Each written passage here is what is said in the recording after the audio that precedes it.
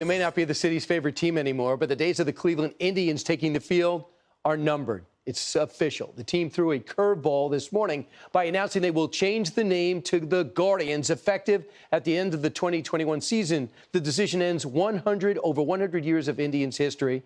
Bob Feller, Manny Ramirez by the board, so to speak. And it follows a similar move made by last year's Washington one-time Redskins. They're now the Washington Football Club, formerly the Redskins, who changed their name following a public outcry. They'll make it another official name soon. So what is the right call in these politically correct times? Are these teams abandoning their history? Let's ask legendary Washington Redskins quarterback, Super Bowl champion in his own right, author of this book, How to Be a Champion Every Day. It's excellent. Joe Theismann, welcome. Joe, I thought you'd be perfect. You are proud of the history of the Redskins and now the Washington Football Club. Did the Cleveland Indians make the right move today? You know, Brian, I think it's a sign of the times. Socially, I really believe that this is what we're dealing with. You see names being changed. You're never going to get rid of the history. I mean, we won 3 world champions as the Washington Redskins. Cleveland has had success as a franchise as the Cleveland Indians. Those are things I hope and pray will remain. But I say this to those young people that are going to be a part of those franchises going forward. It's your turn to create a new legacy. It's your turn to create something under a new name. And like I said, it's a sign of the times that we're living in. It's the pressures that people are under, whether it's economic pressure, whether it's outcries, whatever it might be. It's just something that is here, and to cry over spilt milk just wouldn't do any good. So I think you have to accept it and move forward with it. Gotcha. You know, there's a lot of history in Cleveland. There was a lot of history with the Washington franchise going all the way back, 87 years. But now it's time to, I think, have to open our eyes and say, okay, now we're moving to another era, another time, and another place for young players. So here's the question. They're talking now about the Kansas City Chiefs. You know, I didn't think the word chief was an insult. I thought it showed leadership. Braves, it's the way you fight. A lot of people thought the Native American community is not on the same page in this. Do you expect this to be next? Well, I'm certainly going to, I would assume that there's going to be conversations about it, exactly what happens. I mean, let's take the Florida State Seminoles as an example. The Seminoles have basically said, don't touch our football team. Don't touch Florida State. We're not changing the name. So that's a group that has stood up and said it's not going to happen. I don't know what's going to happen in Kansas City, and I'm not sure what's going to happen in Atlanta. Atlanta has basically said, we'll get rid of the chop, but we want to keep the name.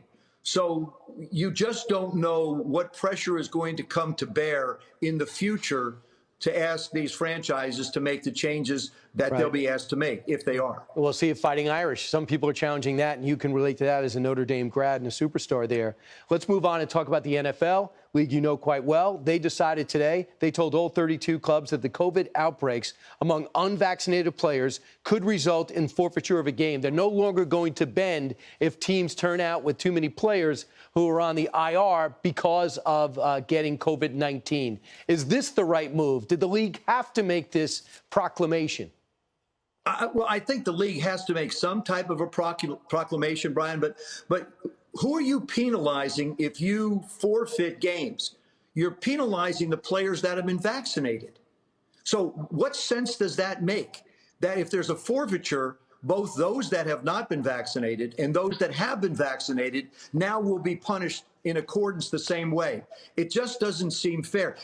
To me, there's only one possible solution to this situation, and that is if you're not vaccinated, then you have to treat it like it was in 2020. You're not going to be in the facility. You're not going to be on the football team.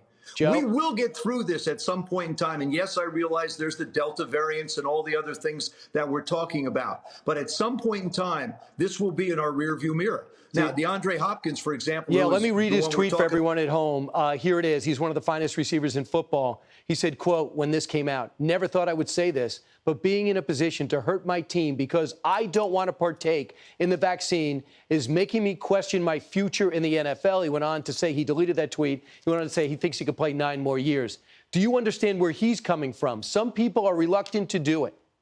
Yes, I understand what people are reluctant to get vaccinated. I have friends of mine that have basically said they don't want to get the vaccination.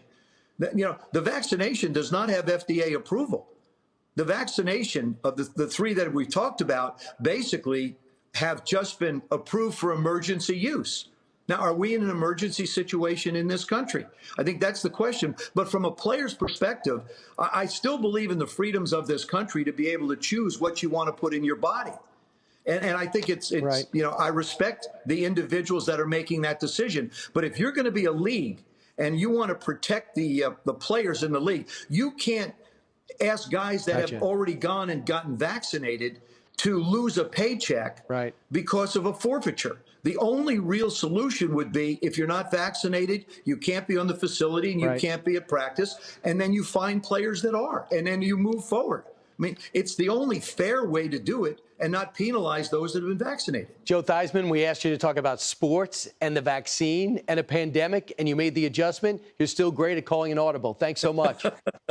Brian, thank you. Great catching up with you. Hey, Sean Hannity here. Hey, click here to subscribe to Fox News YouTube page and catch our hottest interviews and most compelling analysis. You will not get it anywhere else.